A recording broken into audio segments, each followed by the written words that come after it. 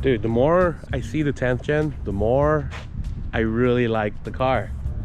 Like, it just looks really good. And it's funny because I always said I never liked the sedans, but like just seeing this in person just looks so much better. But I think it's also because he has the Type R exhaust on it. So whatevs. What's up, guys? Welcome back to another video. Today we're actually going to be doing, Hector, do you want to do 5? We're going to be talking about 5 things that Hector loves about his 10th gen SI. So you're about to gap the Camaro to the gas station. Nah, he'll beat me there. Excuse it being dirty, but I mean, Hector is he's a busy man and he lives in a ranch. So far it has Swift lowering springs and a Type R retrofit exhaust. Nothing else has been done to the car. And you've had this car for what? 2 weeks now? 3 weeks now?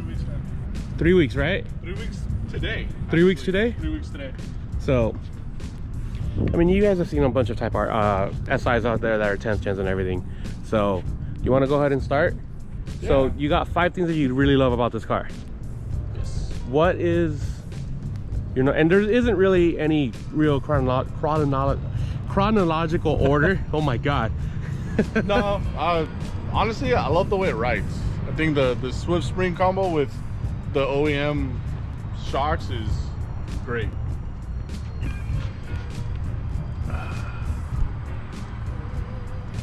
And you don't rub as much, right? I only rub on a hard dip in the front, on the front. You only rub on the front. That's it. And ironically, the front is a lot higher than the rear. But I guess you can see that. I guess you can say that. So you just like the ride quality? Yeah, the ride quality is great. Is there a difference from when you are in sport mode and non-sport mode? Ride quality wise? In the Canyon. Really? Yeah, I feel it in the Canyon a little bit. My suspension's a little stiffer, my steering's a little stiffer, as opposed to just normal driving, because I drive the Canyon every day to work back. Yeah. So did one day without it, one day with it, and you can tell the difference. Número 2. Number 2, I love my right camera. Your right camera? The right camera. Here, let me see it. This one right here, right? Yeah.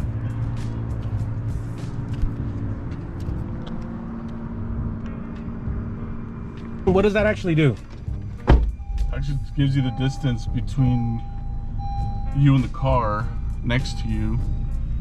So it'll work with the blinker. So that's with the blinker there. Huh. That's actually pretty neat. Yeah, or you can just turn it on as just drive with it on. And you can just keep it on, just drive with it on? Yeah. It depends if you're like cruising on the highway, like if you're just smashing on the freeway and you want to know what's next to you instead of like looking over your shoulder, you can just... And it's only on the right side, right? They don't have it on the driver's side? Correct, yeah. It's something on the passenger side. You know, I like that feature, but I feel like I would get too familiar, or how do you say? Comfortable. Too comfortable with it, and then when I finally drive a car that doesn't have it, I'm gonna freak the fuck out because I'm just looking at my stereo. Yeah, that's how I feel when I drive my CRV. I'll hit the turn second round, I go immediately to look at the screen. I'm like, oh, you don't have it. That's funny, dude. Yeah, but it comes in handy. Oh, I'm sure it does. You can see if they're a little too close to you and stuff, so you actually know what's the distance from on the camera? I think the red line is near the bumper, like close, like super close to the bumper. Like the rear bumper? Yeah. And then the first yellow line from the red line would be 1 car far apart. I think the second line is 2 cars away. Really? Yeah, I think. Guys, we could be wrong. I could be wrong, yeah. But that's actually really convenient. Yep. I'll actually look it up when I'm editing the video. Yes. The internet will prove us wrong or right. Right. All right, number 3. The Apple Play. The Apple Play? Apple Play. It's very convenient having the map and everything just chilling. Really? Yeah. It's basically just, it mirrors your phones. It mirrors your phone's music, the map, phone. They like this because I know about Apple CarPlay, but I don't have it because I have an 8th Gen SI. Not that you can't get it on there. I just haven't put any money onto the stereo because I don't think it's needed. I actually like the interface that it has right now. But You wouldn't like it if the lights weren't turning on. Dude.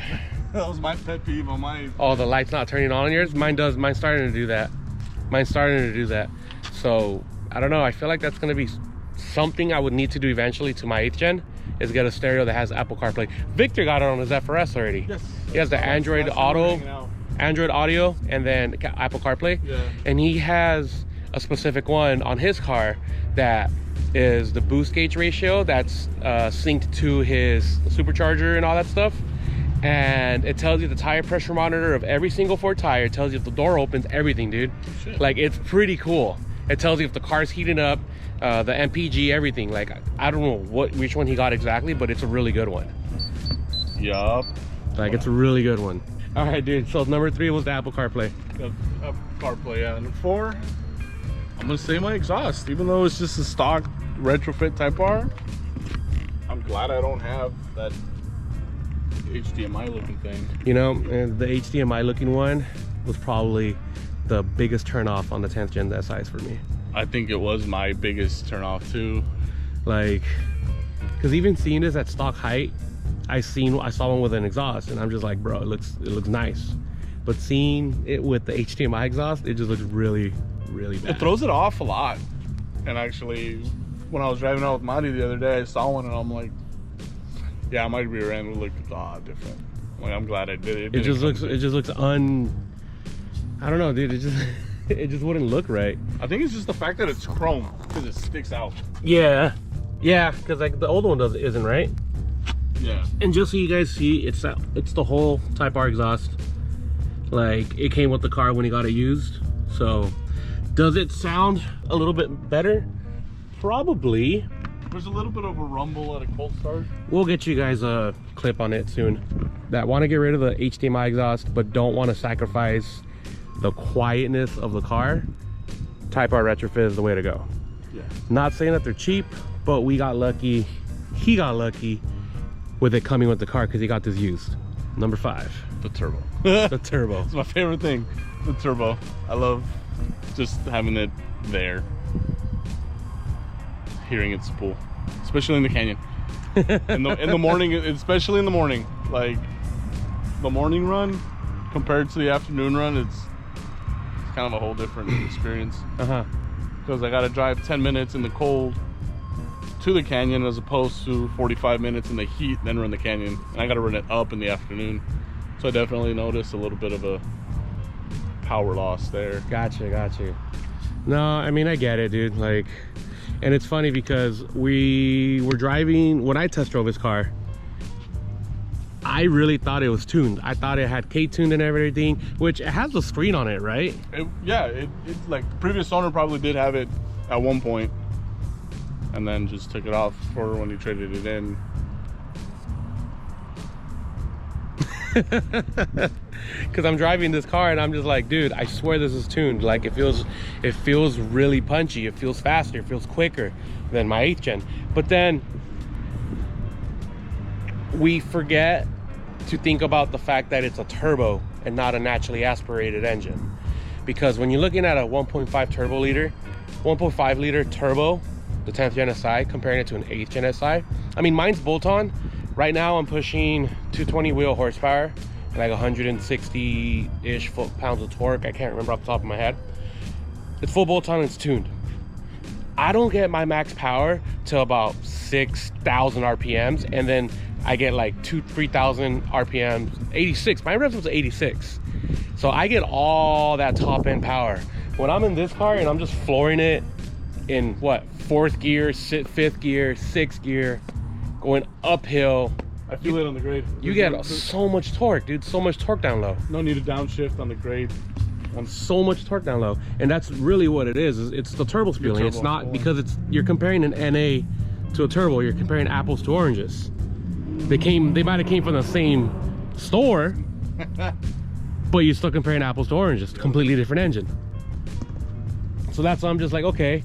So then somebody goes, nah, it probably doesn't have K-tuner. It's just how the car is, and honestly, that's really what it is. Now, have we tested it out?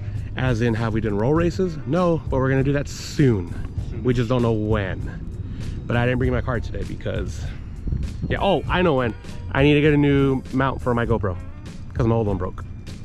If you guys are keeping up with the last vlog when we did a canyon cruise, I broke it as I was adjusting. Like the adapter that holds it onto the headset rest, whatever you want to call it, it just broke and I messed up right there. So I ordered a new one, just waiting for it to come in. So those are 5 things.